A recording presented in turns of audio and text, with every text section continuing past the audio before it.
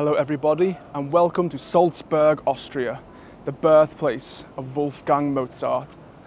So before I start the drawing of Mozart himself, I thought it was only appropriate that I make the journey here. And there's only one place to start, and that is the building where he was born.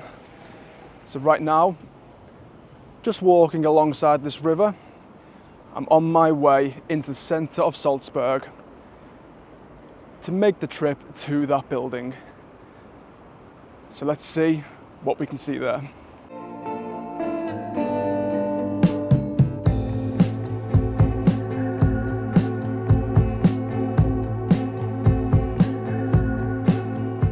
The birthplace of Mozart is located in the centre of Salzburg, and after walking through the cobbled streets and under the many arches, you approach number 9 Getreidegasse, a narrow yellow-walled house where Mozart was born in 1756.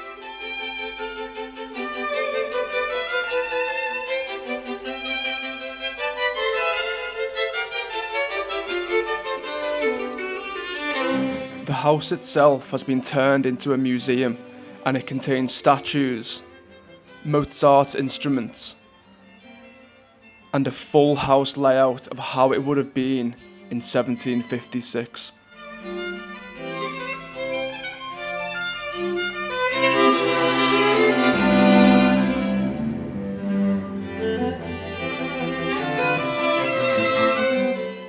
I actually find this type of tour quite interesting, but even though it can be a little bit dry, sometimes it takes something to really catch my eye. And that is what this mini portrait from Doris Stock in 1789 did, and it immediately made me want to recreate it, which is something that you'll see later on in this video. I wasn't only in Salzburg to discover Mozart, I wanted to explore Salzburg, and then I saw that you can travel up into the mountains that surround the city. Just a 30-minute bus ride outside of Salzburg, you can get a cable car into the snowy mountains.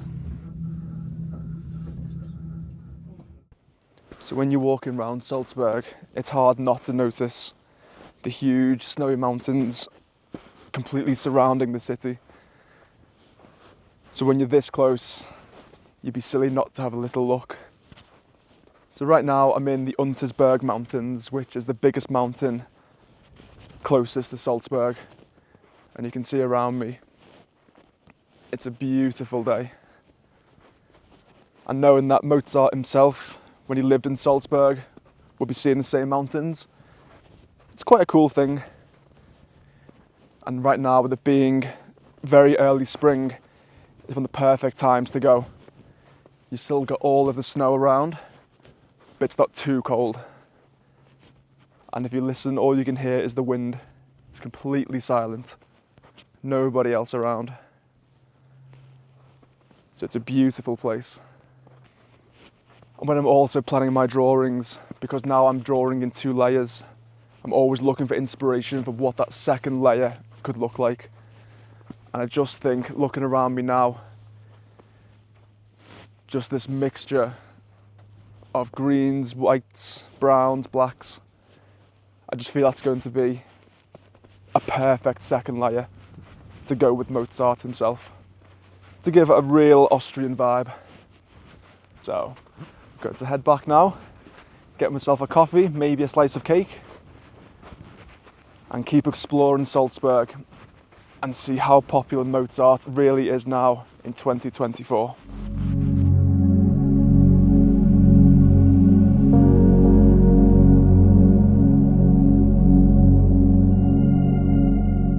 So I've arrived back in Salzburg for a nice coffee and a piece of cake. I've come to Cafe First, which is a very traditional cafe here in Salzburg, but it also has a nice link to the man that I'm looking at in this video, Wolfgang Mozart. So this is the cafe that makes the original and traditional Mozart chocolate. So I'm going to try that now alongside my coffee and see what I think.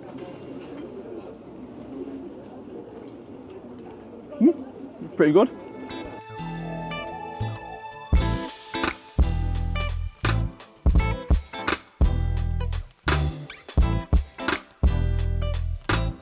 And now I'm just heading in this direction up to the funicular, which will take me to the fortress which overlooks Salzburg.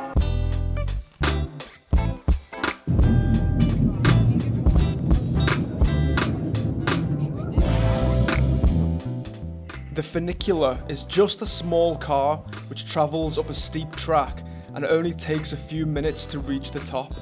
It's here where you can explore the fortress and also get some of the best aerial views of the city.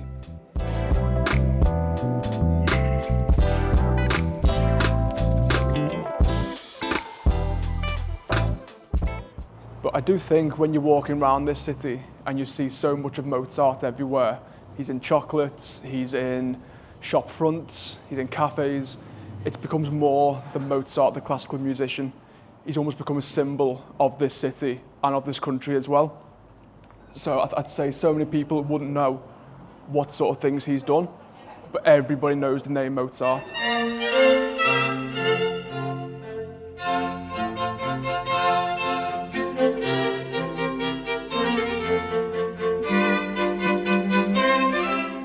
Right now, I'm in the grounds of the Mirabell Palace, which is a very significant part of Salzburg.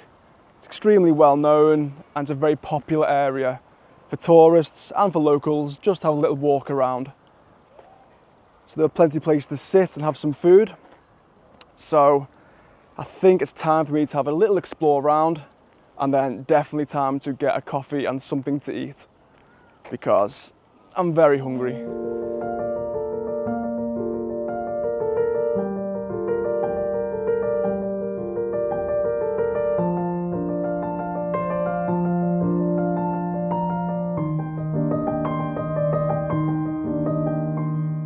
After exploring the Mirabell Gardens, I went to Café Mozart for a Mozart liqueur coffee and a slice of Apfelstrudel. And it's not something I would normally have, but I've had it so many times since. So it's time for me to say goodbye to Salzburg as I make the 3-hour drive across the country to the capital city of Vienna.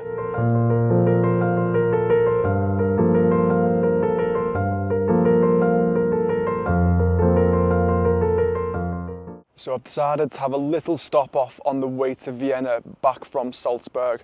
So I'm in a place called Traunsee, which if you see around me has beautiful mountains right next to a lake. So it's about 1 hour away from Salzburg and about an hour and a half away from Vienna. So I'm just having a little stretch of my legs before hitting the road again and seeing what Vienna has to offer.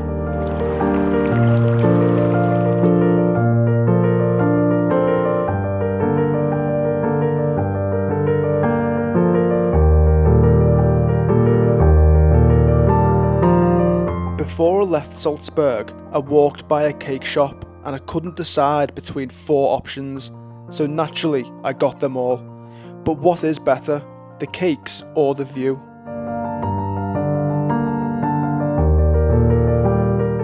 Hello and welcome to Vienna. Now, before I explore this amazing city, I really want to get started on the first drawing or the first sketch of Mozart before I do my final one. Now, if you remember back when we were in the birthplace of Mozart, I mentioned the Doris Stock portrait, and it's something I couldn't get out of my mind from the moment I saw it. So I'm going to try and recreate my own version of it now, and put my own little spin on it. So let's see how it turns out.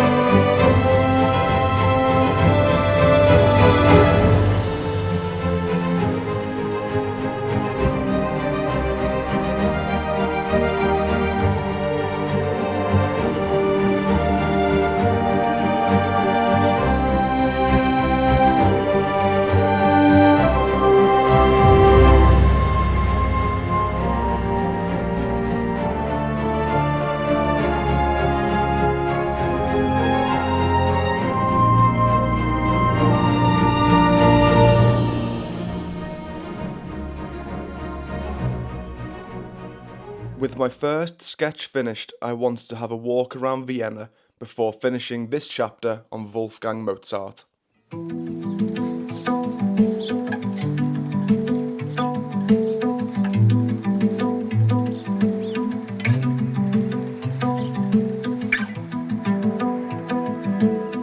After aimlessly walking around, I headed to the grounds of the Belvedere Palace, a popular place to walk and visit one of the beautiful palaces located in Vienna. The grounds are huge, with plenty of different gardens and paths to walk around.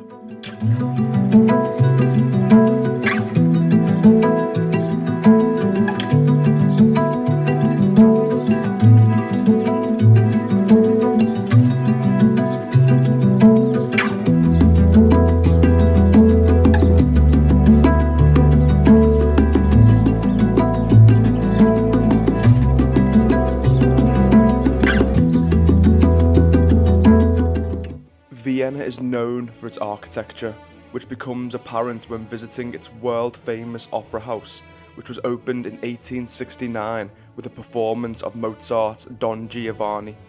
As I mentioned in Salzburg, you can't underestimate the effect one person has had on the culture of a country.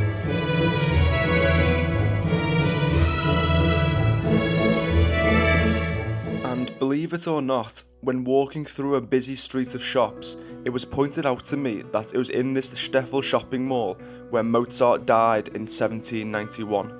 Naturally, it was where his house once stood before being converted into this mall.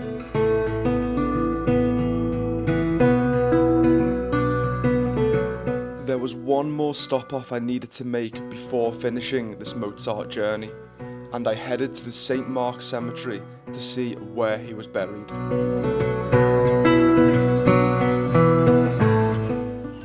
So I've arrived in the St. Mark's Cemetery.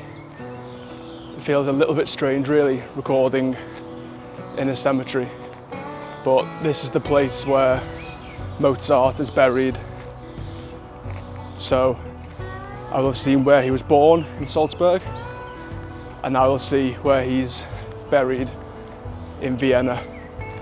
So I think it should be somewhere around here, but let's see if I can find it.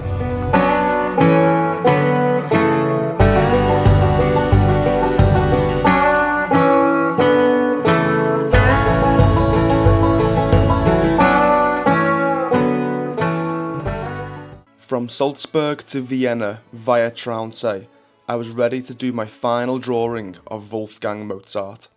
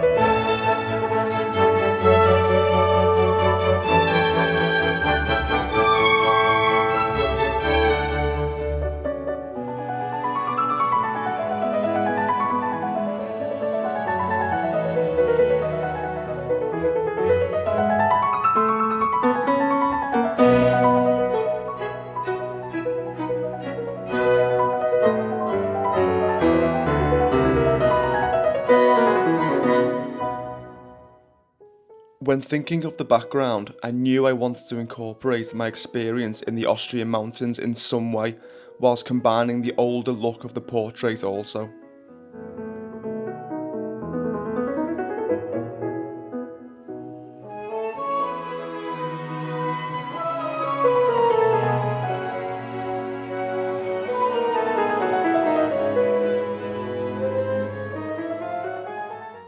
My time in Austria has come to an end for now. I have covered a huge figure in Austria's history, but I feel there's plenty more to cover in Vienna and other cities with a more modern day legend. I love this country and I can't wait to be back very soon.